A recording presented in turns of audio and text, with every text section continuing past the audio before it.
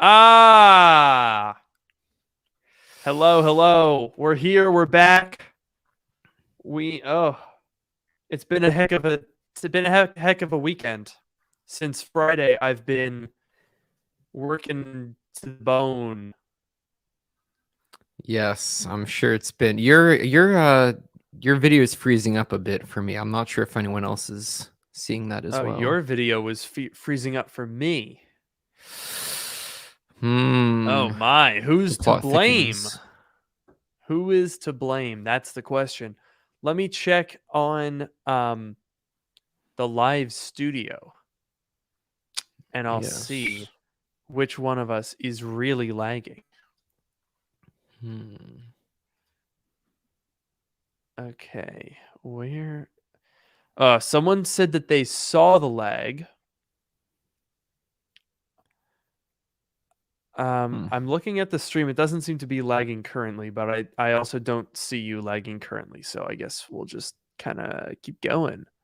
Yeah, we'll see what happens. And of course, as usual, we are going to be waiting for Noah's tiles to drop off the wall. I think what we should do is have a little wager going here. I think we should have people in the chat post how many wall panels they think are gonna fall off the wall during the podcast tonight. That is a good idea. We haven't had all six yet, but I'm just waiting for the day True. that happens. Oh no, people are saying I'm lagging. Well, you know what? I'm not surprised because Xfinity has been doing me dirty today. Oh my Oh, god. I mean, man. I we all know that I hate Xfinity, but I have had such trouble. It like said that it was fine. It said that my internet was on, but I was getting. Are you ready for this, Noah? Are you ready for this? Uh-huh. Uh-huh. 1 megabit per second. I pay Oh a hundred no. dollars a month for 1 megabit per second. Oh no. Everyone in the chat is saying that it's me that's lagging. Uh, why I'm on Ethernet. Are you What really more do you want surprised? from me? Are you really Uh, surprised though? This is Xfinity we're talking about. Dude, I know my Ethernet's usually pretty good. Well, you know what? It's my upload speed that's the problem. Oh God, I Mm-hmm. can already tell by my. Let me try to do a speed. What? You're at 144p and you were completely frozen for a second there. Oh no, I'm I'm running gonna a send you speed a test. screenshot of this. What? My download speed is. Are you ready for this? Uh-huh. 650 megabits per second. Uh oh, That's it's good. dropping 400, 380, average at 379. But that shouldn't be that bad. What is going on? Oh no, that's really bad. I just saw that screenshot you sent. Oh no. Let me run one on my phone because it's been just awful all day. Hmm. Okay, let's see. Connecting my $100 per month internet with I had, and they're like, ooh, upgrade your modem. My modem is a Wi-Fi 6 router, and my modem is very good. Bro, look at this. If it's even high resolution enough for you to Oh, see me getting 30 megabits out of I pay for 1200. that is very I upsetting. I Xfinity has to be one of my least favorite companies. John Xfinity, founder of Xfinity, if you're watching this, I hope you have a miserable life and your mom probably didn't love you. Oh no. No, I don't even care. I hope you fall down. Yeah, how about that? Oh man. I hope you stub your toe real hard on the corner of a very sharp door. Oh, Yeah. that's I'm going straight for the heart of John Xfinity, founder of Xfinity. I do think that they are a stain on the otherwise great city of Philadelphia. If I had a penny for every time someone says, "Bro, just switch to Verizon," it's not possible. It's not possible to switch to Verizon. That's the whole problem. Because the way that Xfinity works is they get these exclusive deals. So my building is Xfinity only. I can't do fiber. I can't do Xfinity. Verizon. I'm stuck with garbage. Yep. I wanted to point out there was a good super chat. Someone said that you're live streaming from an Android. Oh yes, very good. Yeah, I can take the punishment. Keep it coming. And we also got one from our From good friend Ethan. Ethan. Ah, Ethan's here. How tired Yeah. and busy are you nowadays? That that is a reference to a video that I made on my YouTube channel back in high school where I was like, I'm sorry I haven't been uploading as many videos these days. I've been very tired and very busy lately. And so yes, and so he likes to make fun of me for that. What a lie, too. I knew you in high school. You were Yeah, not tired. Well, you were tired, but you I weren't was busy. tired. You I were was busy tired, but being not out tired. of being worked to the bone. You were tired out of being lazy. Yeah. Or realistically, it was you were Noah had a tough time in high school, everyone, because his default mode is staying up until 3 or 4 in the morning.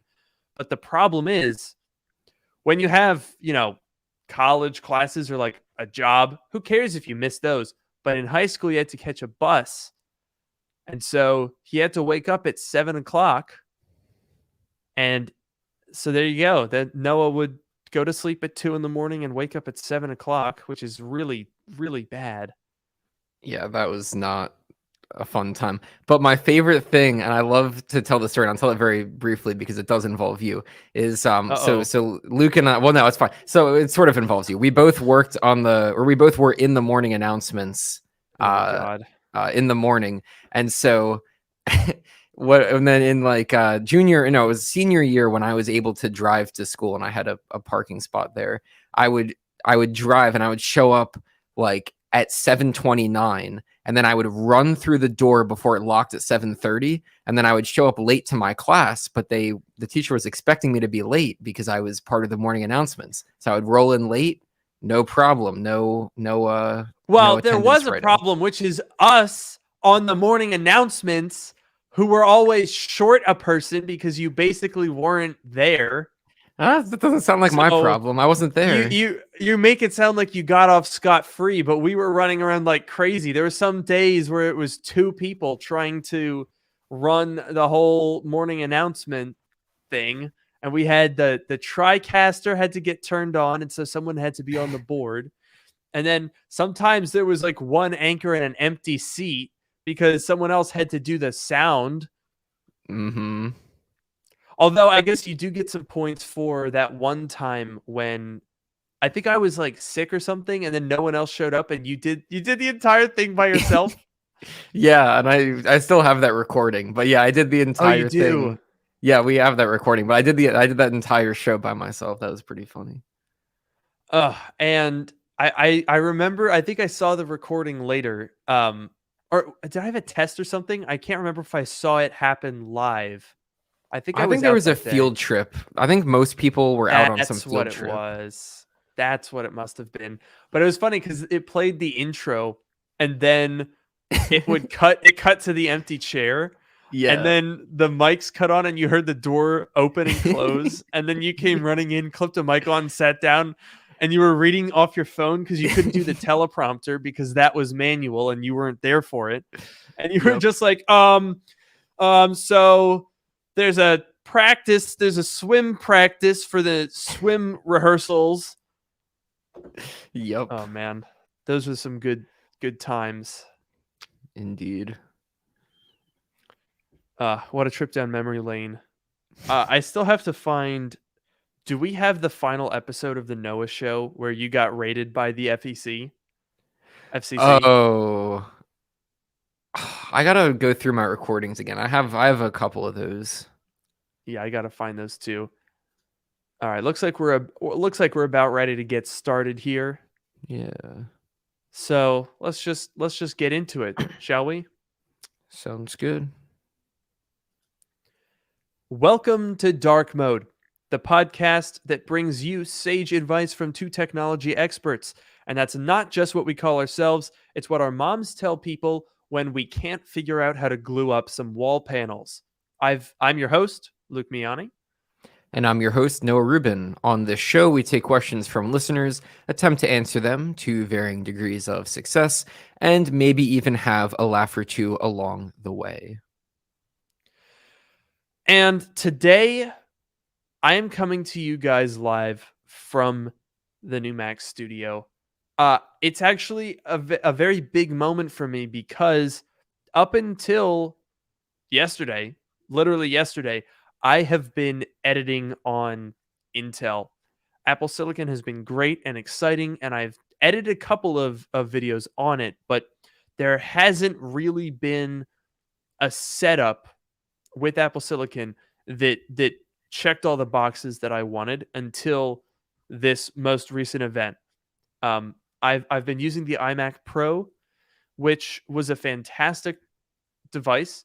I think I got that in December 2019, and so I've had that for 2.5 years now, something like that.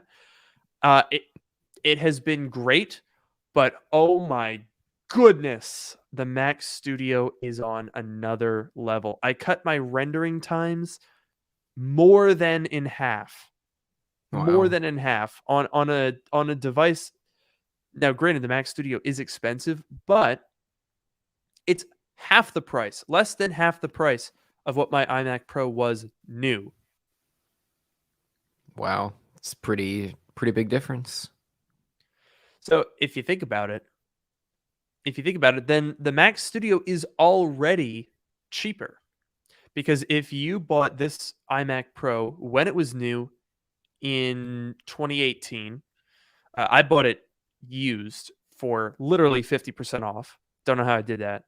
Actually, I think it still has Apple Care. Uh, Oh, yeah. no, that might have run out in October. Dang it. All right. Well, either way, I had like a year and a half of Apple Care. I paid half price for this thing. But if you bought it for 10 grand back in 2018, getting 4 years of usage out of a $10,000 machine, that's a little rough. It's a little rough. Yeah, you definitely at that point you definitely hope it would last longer than that. Not that it's not lasting longer, but Mac True. It Studio does comes still in. work. I mean, yeah, if you see the Mac Studio come in at half the price and, so much more performance, Yeah. it's gonna hurt. In fact, I'm not even sure. Um, the one thing that could save me is Apple's very high resale value. And it's weird because the high-end Apple products in the last couple of years have been on like this crash course with obsolescence. Like the 2019 Mac Pro, holy moly, do I pity those who spent $20,000. And now the M1 Ultra, the $4,000 M1 Ultra comes out and beats it. And they just spent $20,000 2 years ago. That that is so rough. Ugh. Yeah, that's definitely gonna hurt. Definitely kind of weird timing on Apple's part to launch that thing so close. I mean, I guess it makes sense because they were gonna do the Mac Pro last with Apple Silicon, but like they launched that Yeah. pretty close to Apple Silicon, so it's kind of rough. So the thing is though, as quickly as all of these high-end pro products have been becoming not so pro. We've got the iMac Pro is now in that category of like I have the most powerful spec out there and it's getting annihilated. Um, we've also got the 2019 Mac Pro is now being beaten. The trash can Mac Pro has been obliterated by even the likes of the M1 chip, which is Yeah. in a $600 iPad. That's got to sting. Hmm. What I am noticing though is on March 16th, someone sold almost my exact same iMac Pro for 6 grand. Hmm. What? That someone sold all right, someone sold one that has the Vega 64X. I have the 64 regular. They had 4 terabyte, I had 2 terabyte.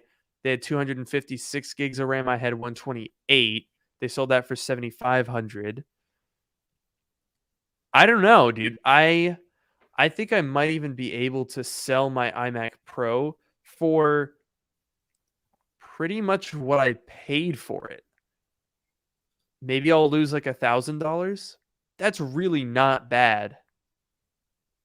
Yeah, I remember when you got that, it was like I remember because it was like super expensive, at the time, but also it was super expensive relative to like computers that you had bought before. But it was also Yeah. like a crazy good deal, which I know is part of the Oh my reason why god, yeah. you went for it. But like that's honestly, you use that thing for you got a lot of good use out of that, and if you sell it for, a couple $1,000, that's really good. Yeah, I mean the fact that it has on an if I'm being pessimistic, it has 60% of what I paid for it. That's already pretty ridiculous. Um, Hmm. and the same is true. I mean, if you buy used low volume pro Apple products, they have the best residual value in the entire world. Because as with most things, the first couple of years are when you get the most appreciation. But if you buy in, especially if you get a good deal like I did, um, someone's calling me. Someone who I do not know is calling me. That's alarming. Anyway, um, if you get even just like a 40% off on a 2-year old pro Apple product, you're basically guaranteed extremely low running costs. Um, and I think that's actually going to be really, really interesting to see with Apple Silicon and the Mac Studio, because these things are going to last a long time. You look at Apple's support history. I think we talked about this. Do you remember, Noah, what the current oldest supported iPad is? Oh, I do remember this discussion. Was that like one of the old iPad Airs? You are correct. The iPad Air 2 with an A8X chip Yeah, from 2014, currently supported right now to this day. it's impressive. That's insane. Absolutely insane. Oh man, I can't believe that. Another thing that I can't believe is actually the prices on that. Cuz so that's an here's another tech tip from a technology expert. Hmm. iPads, just like I don't get it, but they just don't get cheap. I don't know why. I'm looking up Hmm. iPad Air 2 on eBay right now. And okay, they're not expensive. $150 for ones that are like average. But how much was the iPad Air 2 new? iPad Air 2 price when new. Does anyone remember how I'm much the gonna guess iPad Air 2? somewhere around 500 or 600, maybe. I don't Bingo. know. $499 for 16 gigabytes, 599 for 64 gigabytes. So if right now you can get the 16 gigabyte ones are still being sold for $140. So that means, hang on, if you spent $500 in 2014 and you can sell it for $140 now, that means that over 8 years, you spent $45 a year owning that iPad. What? Dude, that's that's actually ridiculous. Yeah, that's like it's obviously crazy, but like on the other end of that, like you're really gonna buy 8-year old an 8-year old tablet for like over $100. I mean, I guess it's fine, but like 16 gigs of memory, A8X processor, like I don't know. I I mean, guess people are buying them now. I don't know yeah. why, but that's the prices that they're getting. I am curious about something like maybe something more expensive, right? The iPad Pro 9.7.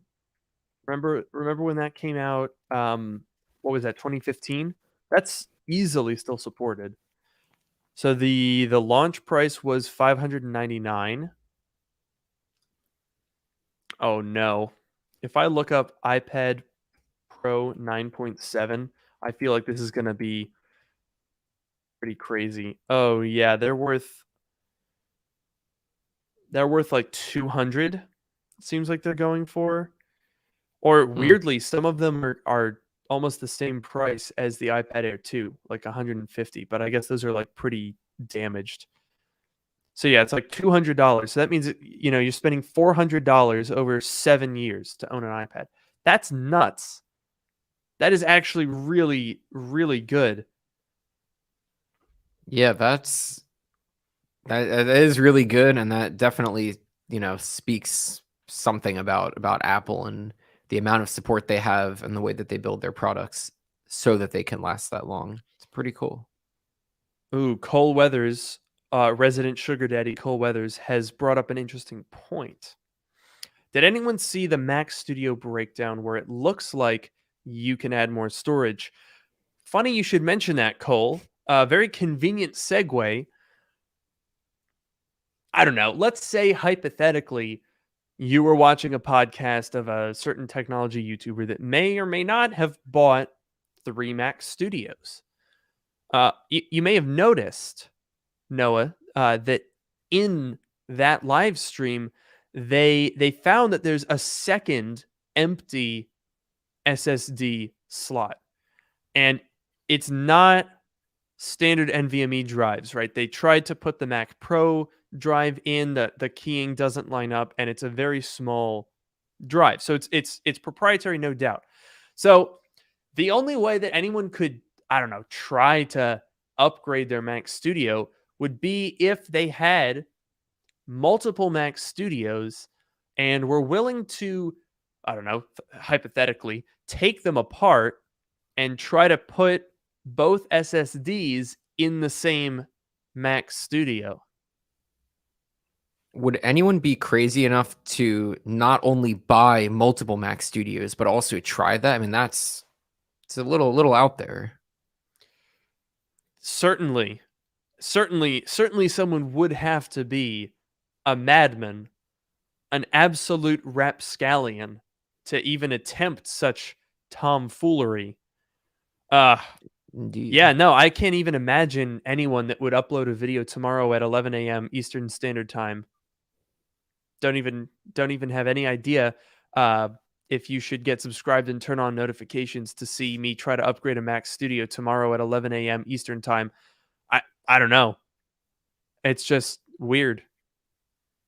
That's that's oddly specific, but I'm not gonna think too much about it. Mr. Nobody says Linus would do that. Yep, you're right. That's definitely true.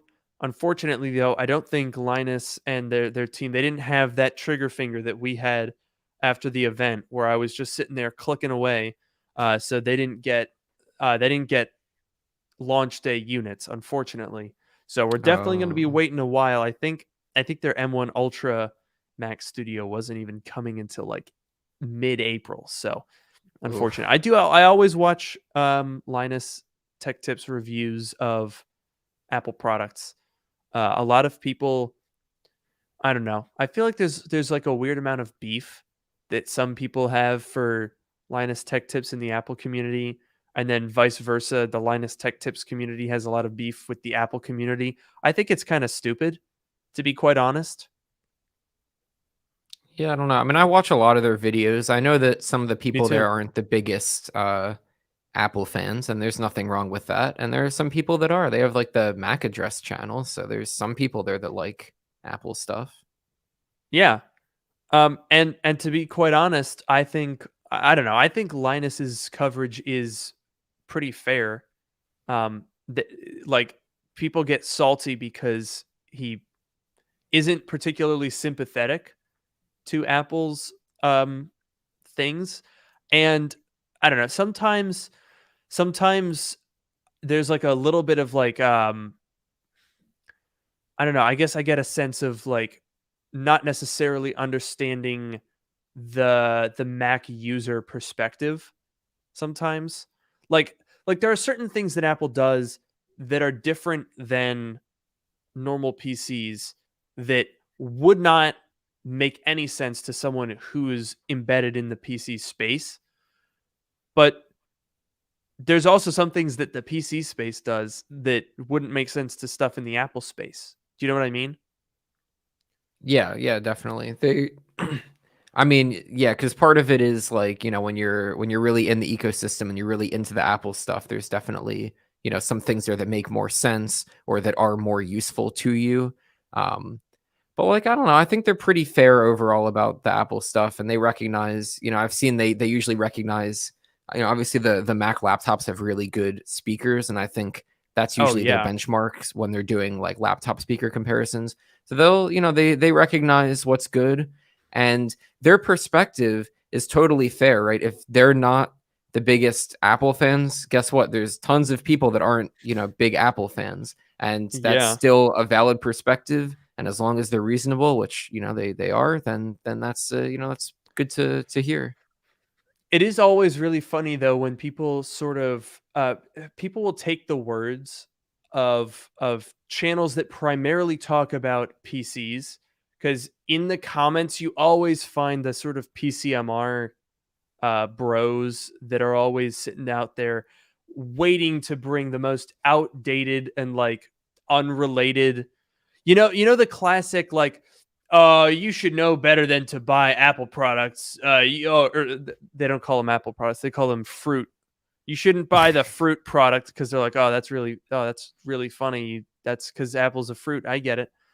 And they're like, you should know not to buy the fruit because they just give you a box of not good specs and charge $4,000 extra for it.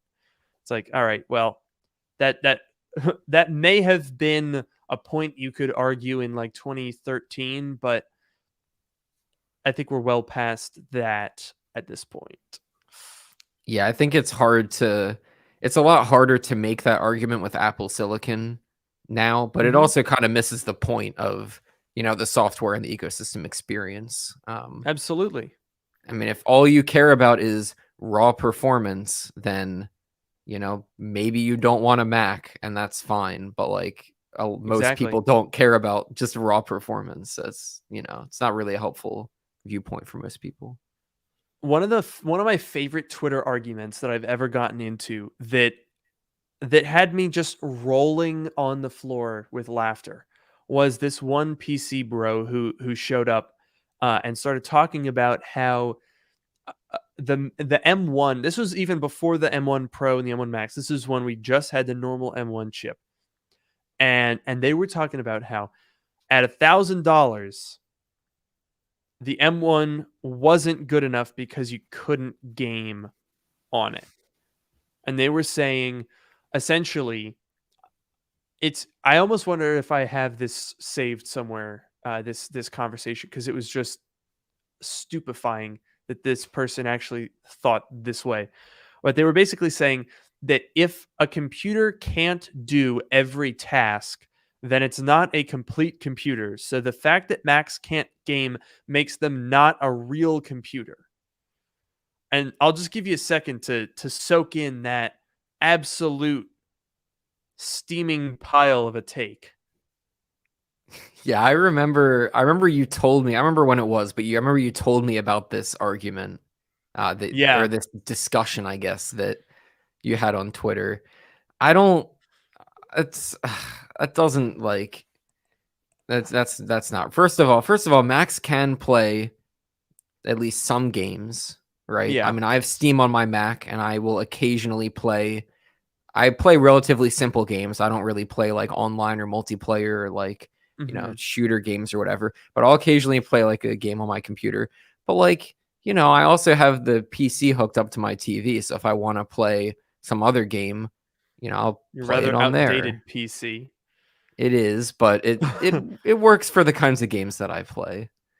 But but It's the thing that made me laugh the most is, I mean, you definitely get that from like the PC gamer bros, that they just don't really like, they cannot physically comprehend a computer being used for something without 3D graphics generation being a part of it.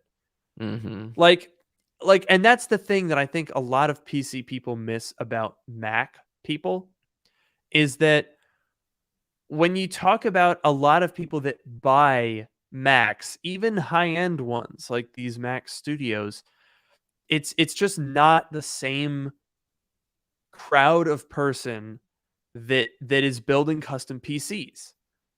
It's just not. And especially, I mean, that argument is true for the Mac Studio compared to like a custom built PC. And that's the closest that those have gotten in a while. When you go all the way down to like an M1 MacBook Air, you are at the very edge of computing as an actual interest. The Mhm. MacBook Air is not bought by people who even know what the M1 chip is. Seriously. And that's the thing. PC bros do not seem to be able, I won't generalize. Some people, like the one in this comment, they physically cannot imagine a world where someone doesn't give a toss about what's inside their computer. And it's actually hilarious. Yeah, I don't know. I guess like if you get to that level, you're probably so involved in this community that you just associate like computers with, you know, all of this like super hobbyist like, building your own thing and like, talking about it and like making fun of casual people who don't care, and like the majority of people on this earth are the casual people, the Yeah. vast majority. And also, I do like the fact that, they would say even just the simple things, right? Like saying it's not complete if it can't game. What they really mean is the 5 or 6 AAA titles that I play on Steam, because game is an extremely broad term, and the online Scrabble would technically count as gaming, but Mhm. you know, in their little mindset, that doesn't count because gaming is Call of Duty and GTA 5 and Valorant, and not, Webkins or something, or 2048. Yeah. It's and also the thing that was really funny that just sort of like didn't even register with them was, my counterpoint was, okay, if I made that same argument, I could say the exact same thing about a PC.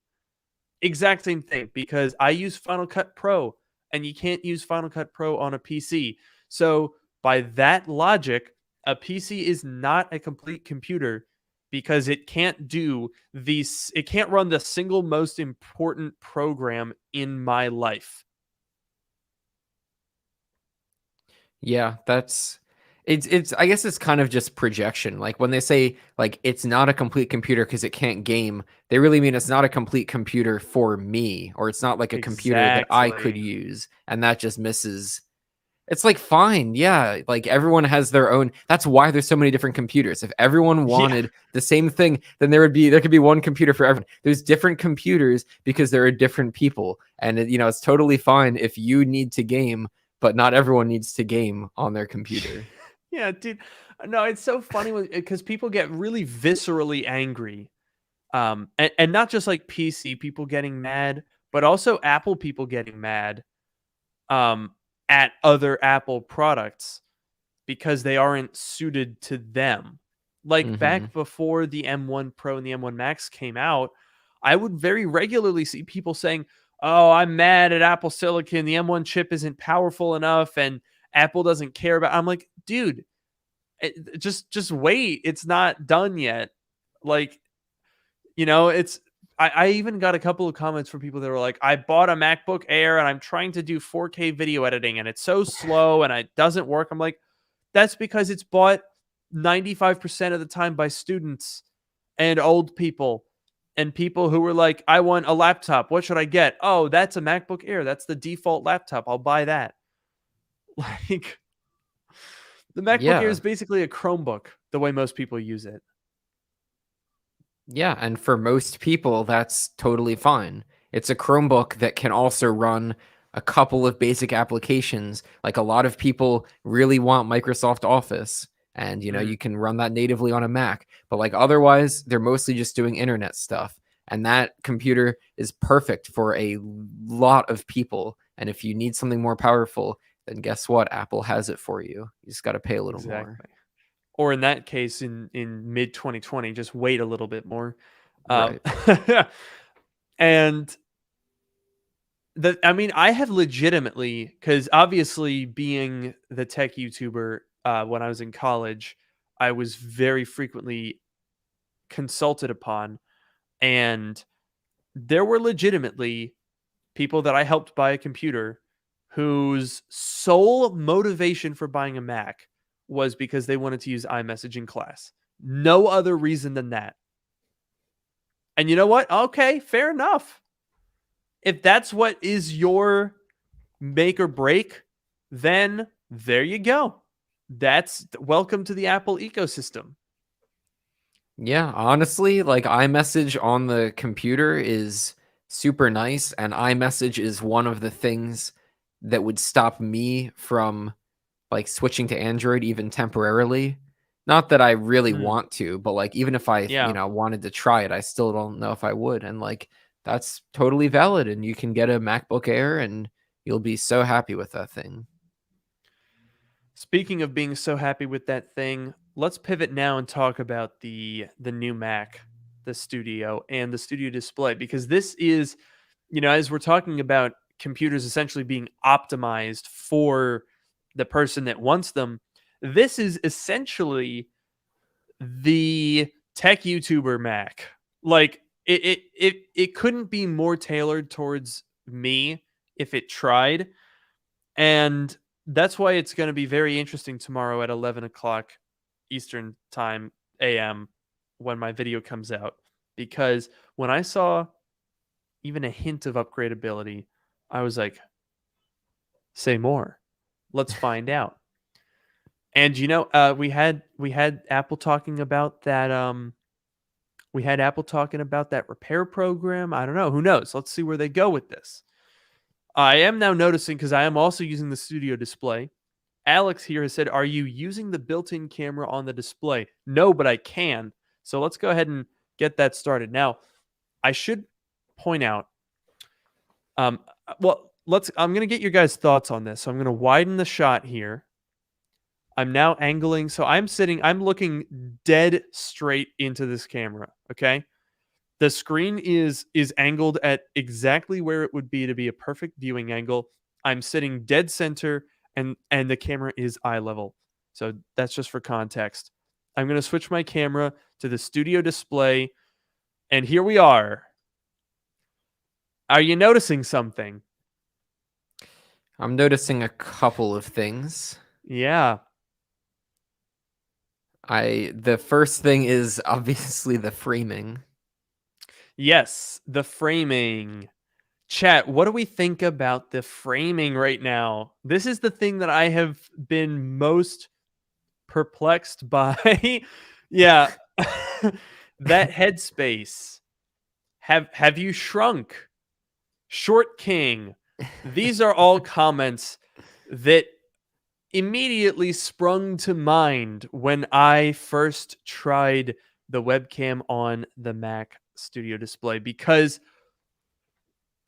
folks, I don't know what the deal is. I've not heard anyone talk about this in their reviews, but like, I don't know what am I using it wrong? If you're listening to this, I'm basically at like, if you think about the rule of thirds, right, where you split the screen into three segments, I'm like at the lower third line, and I'm sitting with the display extremely, almost perfectly lined up. Like, if I go look at this, I can go straight into the camera. Do you see that? You see my finger going straight into the Yep. camera? Why is it angled up? Yeah, it's like the top of your head, like your hair is like at the center point of the screen. And so here's the thing that's interesting. It says it looks like Luke's desk is too tall. This is actually, I've had the opposite problem. I think the studio display is too short. Because obviously it's the same panel as the iMac and my former iMac Pro, right? So it's a familiar display. I obviously love the design of the studio display. It's gorgeous. But I did notice that the display sits lower down than it did in the iMac. Granted, the iMac had a chin and giant bezels that kind of pushed it up a bit, but it is a little bit low. I sitting at my normal position here, where my hands are basically, my arms are at right angles when typing. Right, that's sort of the ideal desk height. If your desk is that height, this display is going to be low. I'm actively looking down to see it right now, and yet it looks like I'm sitting on the floor. I don't understand this display. Yeah, I almost wonder if like center stage is acting up. Should center stage be on right now? Like if you move, is it supposed to follow you or not in this like No. app? Center stage doesn't so okay, here, so people are asking, is this to do with center stage? No, because center stage is only really active in like FaceTime and stuff like that, right? So when you do a normal, like in this case, it's just using the camera feed the same way it would if you did a QuickTime movie recording. So obviously that plays with the crop a little bit, because when you do a QuickTime recording, it does 16 by 9. So we're getting a 16 by 9 feed, which is essentially cropping in on this ultra wide sensor. So there's stuff around me that it could undoubtedly be able to see in center stage, but it doesn't, because it crops in for this. Like here, look, you can see I'm moving around. It's not following me. Mm-hmm. So um, I for the record, I don't have the height adjustable stand, because I didn't want to pay $400 for that. And people, if you're like, oh, the display's too low, you should have bought the stand. I don't want to spend $400 for a display to be eye level. All right, that seems a bit much to me. Now I can sort of fix the problem, right? I could tilt it down a little bit, right? So now that looks pretty accurate to me, right? Yeah, that looks good. But what I'm looking at right now is the most ridiculous display usage I've ever seen. It's actually like, so if you're sitting there looking at a display, normally you have a display tilted like up a couple of degrees, right? Yeah. This is what the iMac is right now. Oh no. It's negatively tilted in order to have me in the center of the frame, and I'm not really that high up. If I level myself off with you, okay, yeah, that's a ridiculous. That is absolutely an absurd angle for this to be at. Oh my god. What in the world were they thinking? I'm hoping, Oh I mean, this no. seems like hopefully something that can be fixed in software, but for now, this is I do want pretty to try bad. one thing though, actually, because in Control Center, I can actually enable now some video modes. So let's try that, shall we? Yeah. All right, I've now turned on portrait mode. That's pretty No, good. yeah. So now I've got that. Look at that shallow depth of field. How does it do with like a hand? That's pretty good, honestly. I'm impressed. Yeah. And it keeps up. Well, it doesn't really keep up with my hand. You can see I'm kind of wiping away the blur. Here, look, ready? Now you can see if I move really. Oh wait, I gotta lock it on. Yeah, I see I'm sort it. of uncovering little bits of the lamp behind me there.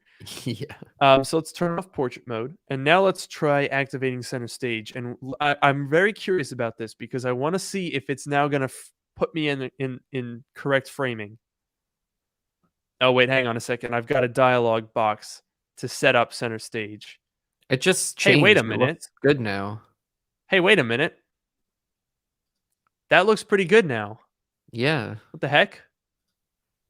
So let me see. Let me hang on a second. Let's go over here. Hmm.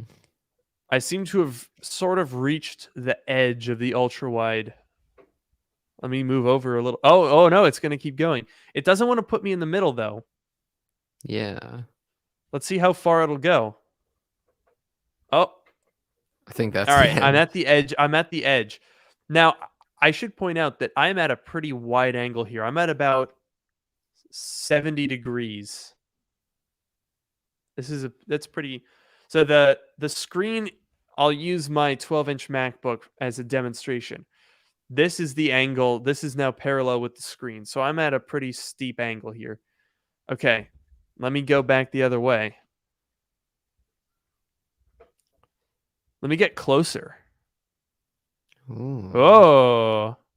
Okay, that's not bad. Ooh. It does like to Yeah. put you in the middle though. It's not framing it the way that most I don't know. I feel like most people would probably frame with their head like sort of you want to try to like line your eyebrows up on that upper third line. This seems to want to put eyebrows pretty much in the dead center. Yeah, Mm-hmm. that does look pretty much dead center to me.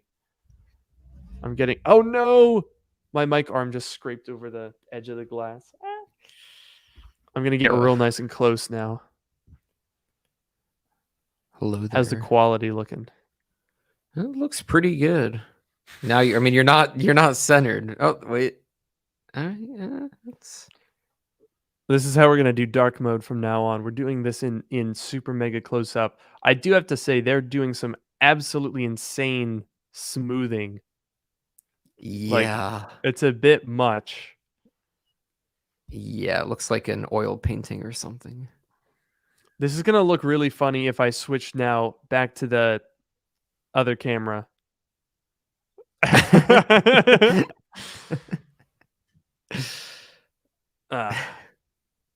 So there we go. If you were listening along, then that was probably a very confusing segment, but we have now tested the center stage capabilities of the new display.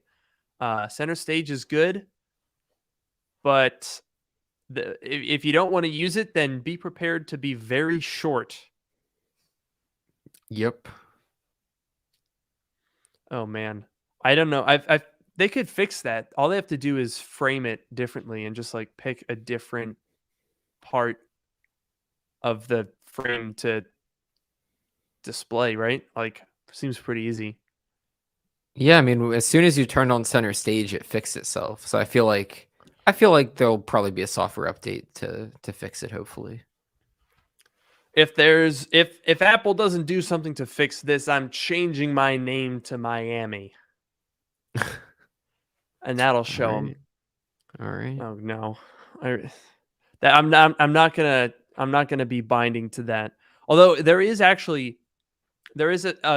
faction of my family that's like pretty far removed that did actually unironically move to Florida and change their name from Miami to Miami. Really? Yes. There are Miamis out there. And I do think they Interesting. live in Miami, which seems confusing. Yeah, that's maybe they got tired of all the Miami confusions and they just gave up.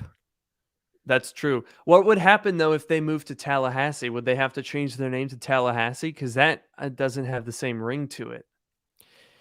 Yeah, I don't. Well, maybe at that point, if there's Hmm. no more confusion, would they go through the trouble to change their name back to Miami, or would they just stick with Miami since they already have it? I feel like Miami would still confuse. I mean, anywhere in Florida, being called Miami is probably a death sentence. Like no one's Yeah, ever going to say that. They're always going to call it Miami. So that's why yeah, maybe if you change it to Tallahassee, then people wouldn't get confused. But it would be kind of hard to name a child something that wouldn't sound ridiculous with the last name Tallahassee, right? Yeah. Like, hey, meet my son, Dave Tallahassee. The heck? That makes me That's think weird. of in Zombieland, right? The one of the characters is named Tallahassee, and he's which who's Really? that? Yeah, it's oh my god, I'm blanking on the actor, but it's like the older guy is or his like nickname or whatever is Tallahassee, and that just makes me think of that.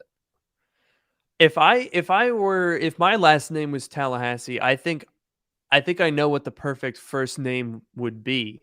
Do you want to take What's a that? guess? What do you think the perfect first name for Tallahassee would be?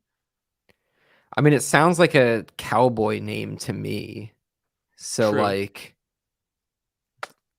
I don't know, Chuck is coming to my mind, but Chuck Tallahassee. I don't That could be know. cool. I don't I was know. thinking Abernathy. Abernathy Tallahassee. That's got a ring to Oh, it. yeah, it's got some rhyming in there.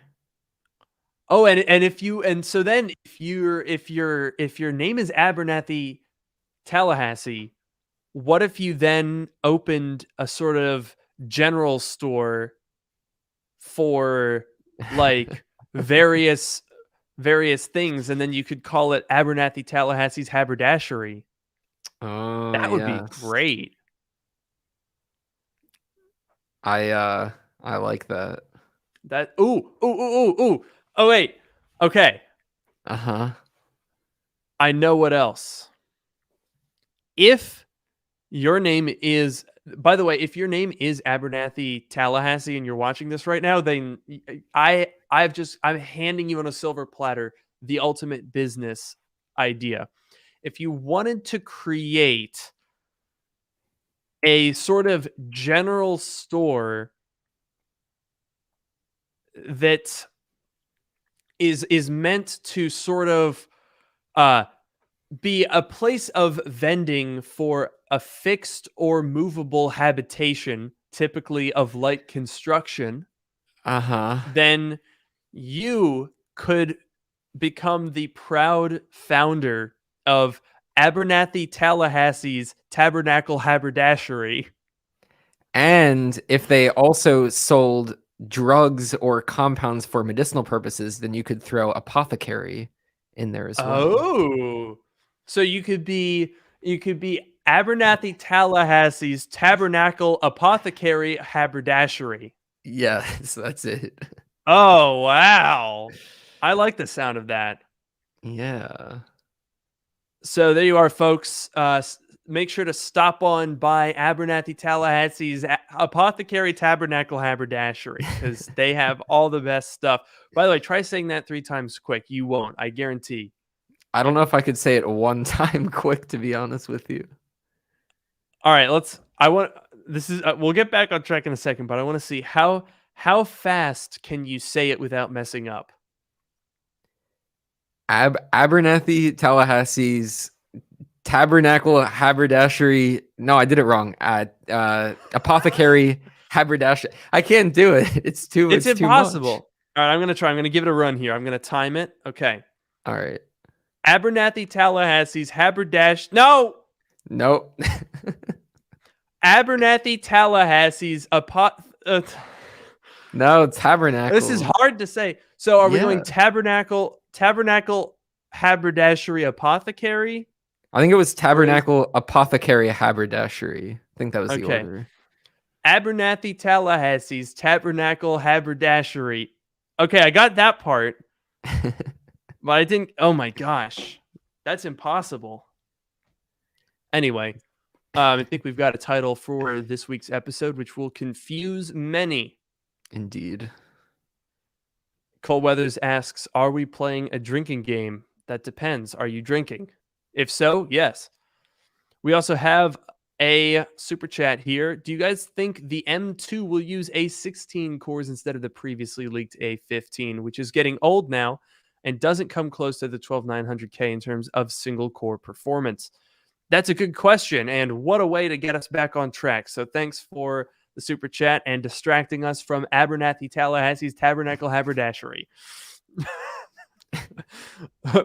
Please don't summon the Antichrist. We'll try not to. Yeah. That's a good question, though, because I think, I don't know, I have seen the rumors saying, hey, seems like A15 cores in the M2. And to be honest, I'm with you there. I really hope that they'll use A16 cores. Because as you mentioned, the A15, yeah, it would put them pretty far behind, right? Because if we think about the A14, that came out in September 2020, and the M1 Ultra that we just got 2 days ago is using the same basic core and graphics core. So essentially, you're iterating that for 2 years. And that'd be a little sus once you get to like, an A15 would be already a year old when M2 comes out.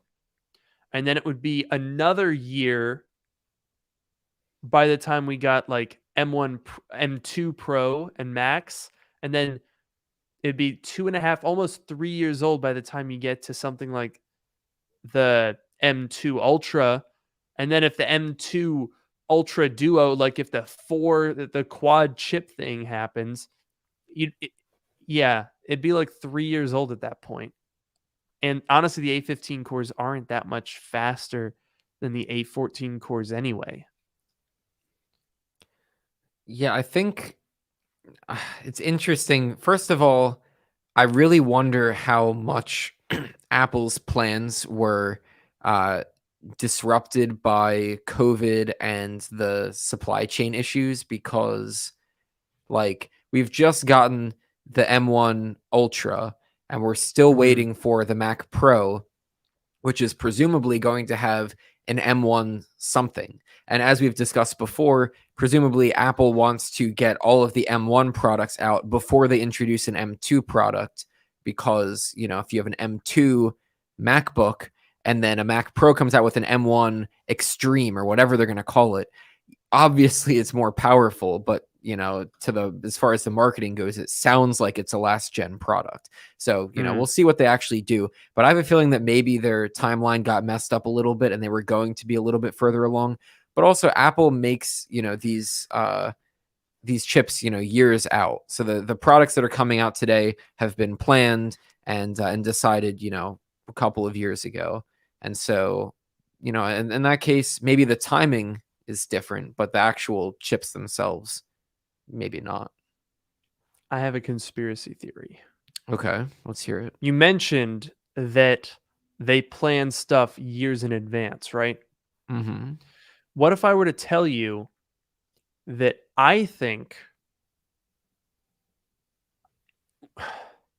people are always saying the M1 was A14 cores, the M2 could be A15 cores.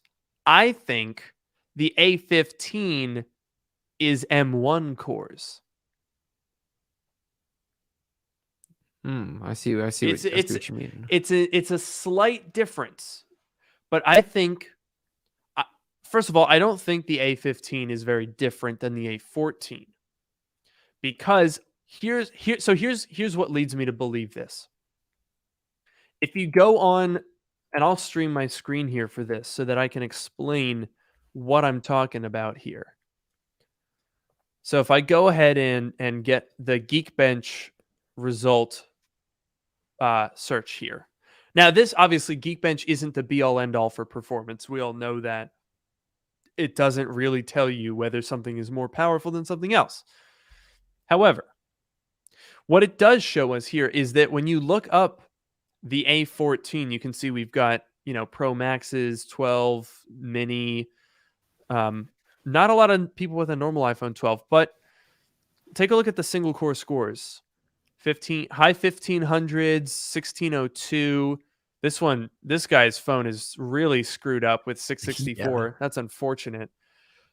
But you can clearly see here that our average, if we want to call it that, is somewhere around like 1585, and our multi-core is somewhere around like 4200.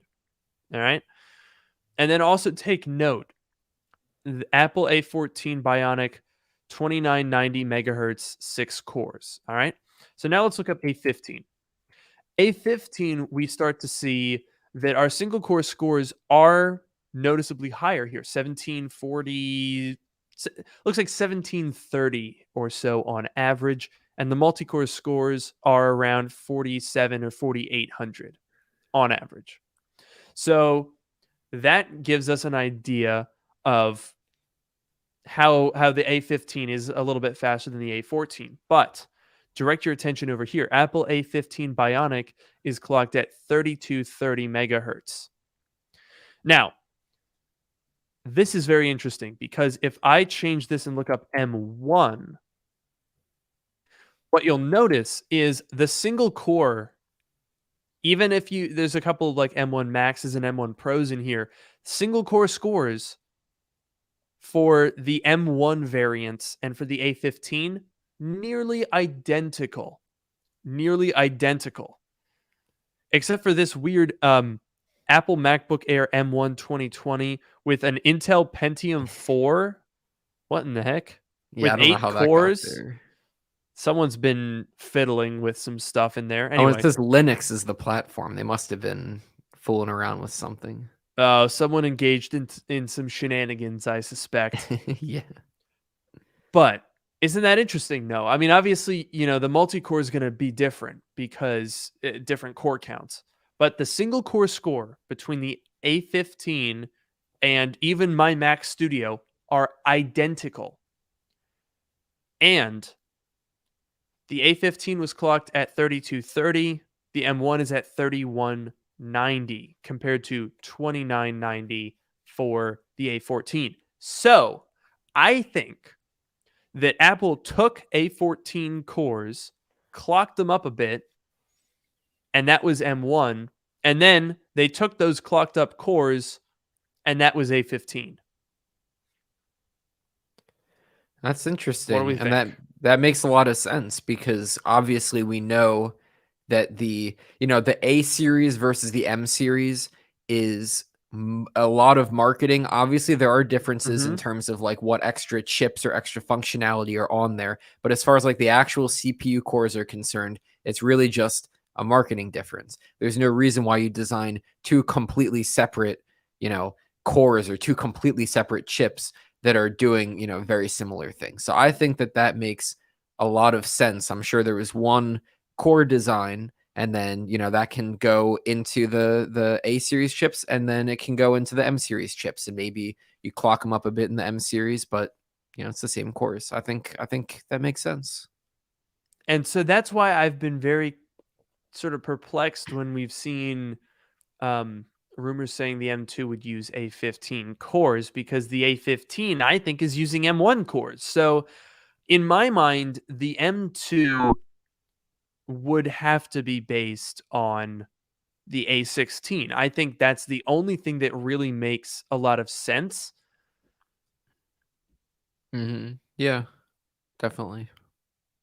And the other thing that's actually weird about that on the iPhone side of things, I'm trying to find the report about the A16 because one thing that indicated to me that they're going to be spicing things up, I would say, is apparently they have a new name for the cores. Like right now, it's Firestorm and Ice Storm.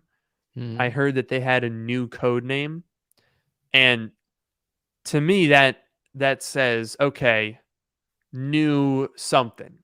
Whether it's a new process or 3D fabric from TSMC, which is a new sort of manufacturing process, I think something pretty significant is going to happen, and I think that is what the M chips are going to be based off of. Because I have to imagine that at this point, the M chips and the A chips are being developed at the same time. I don't think they're starting with iPhones and then developing the Mac Pro. I think they're trying to keep all of this consistent across the board.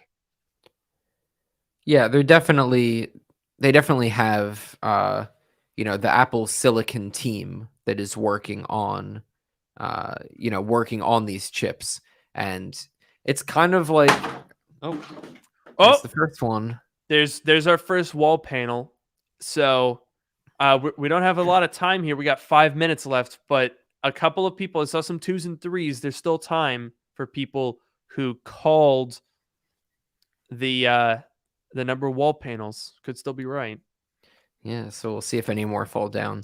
But I do think, they're kind of like plug and play at a point. If you Yeah. design a core, you can choose, how many cores do you want to put on the die, and what do you want to clock them at, the base speed, or maybe you clock them up a little bit higher, for the max. But I think that they'd probably approach it more of like, from a component perspective, not designing an iPhone core and a Mac core, maybe designing an Apple Silicon core that can be used in both, depending on how many cores you have and what clock speed. So I think that's maybe the way that they would go about it. Hmm. That is definitely uh, that is definitely the way that I would see that unfolding as well. And I do want to address this super chat here because this also sparked another conspiracy theory that I have. All right. So they say, what about the huge gulf in GPU performance between the A14 and A15? And here's the thing, uh, it it was sort of glossed over a little bit, but the A15 has more performance because it has more GPU cores. They didn't really talk about it all that much because obviously it's more impressive to say, wow, look at that. We made it 20% more powerful, but they also gave it 20% more cores. So that's why it happened. Hmm. In the iPhone 13, you have a 4-core GPU, just like in the previous A14 chips, but the 13 Pro has a 5-core GPU. And you can see that when you look at an iPhone 13 Pro gets a metal score of about 12 or 13,000, but the Pro Max gets about 15 or 15,500. So what's going on there is you're getting that extra GPU compute performance, um, largely from clocking up the GPU cores like they did with the M1 chip. And again, I think essentially just using M1 cores. Another thing interesting here, if I look up A15 here and we take that iPhone 13, let me see if I can find that score here. Here we go. Someone ran an iPhone 13, which has a 4-core GPU, and they're getting around 10 or 11,000, whereas the 13 Pro is more like 15,000. If we look up the M1 with the normal GPU, it's 21,000, 22,000. Conveniently, double that of the 4 GPU cores you would find in an iPhone 13. So I think those are the same exact cores. And the big part of this conspiracy theory, which we will leave you guys with tonight because we're running out of time. The iPhone 13 Pro went from 4 to 5 GPU cores. We are now hearing that the M2 chip will have 9 or 10 GPU cores, up from 7 or 8, which we saw in the M1. And if you look at the if you open up TG Pro, which is a fan monitoring app on the new MacBooks, I have an M1 Max MacBook Pro right here that I should be able to open it up on. Aha, yes. I can even widen my camera here and you can see, I mean, you probably can't read it, but down here, there are these 4 temperature readings which show up as GPU cluster. There's 4 of them and they each contain 8 cores. Makes sense. So what we're seeing there is essentially an M1 Max has 4 M1 GPUs in it. They're clustered in groupings of 8.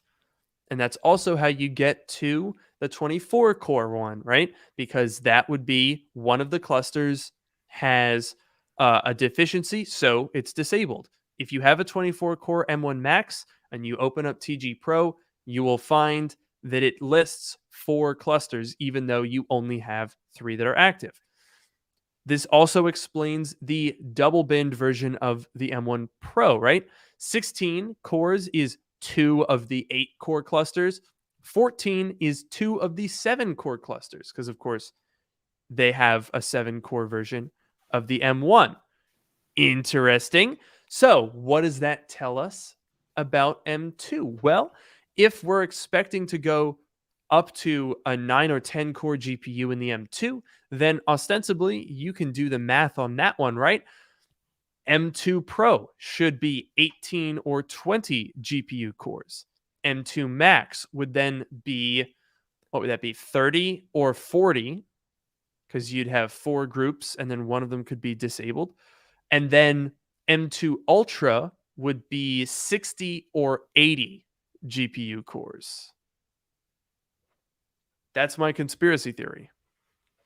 I think that makes a lot of sense. I think it's really cool how you can take one little piece of data and extrapolate it very far based on like things that you know and like, patterns that you've seen.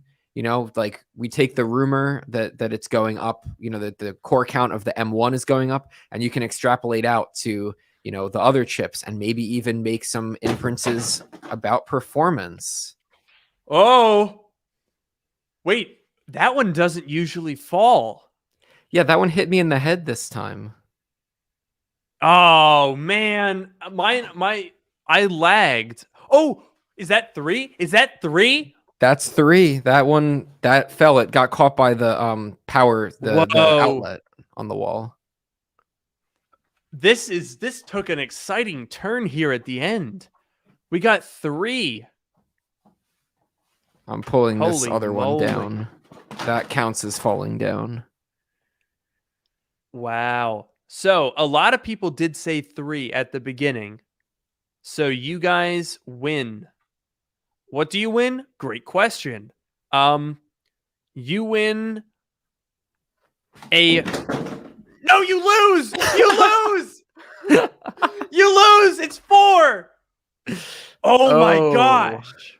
Wow. Everyone who said stock in people who said 3 just went off a cliff.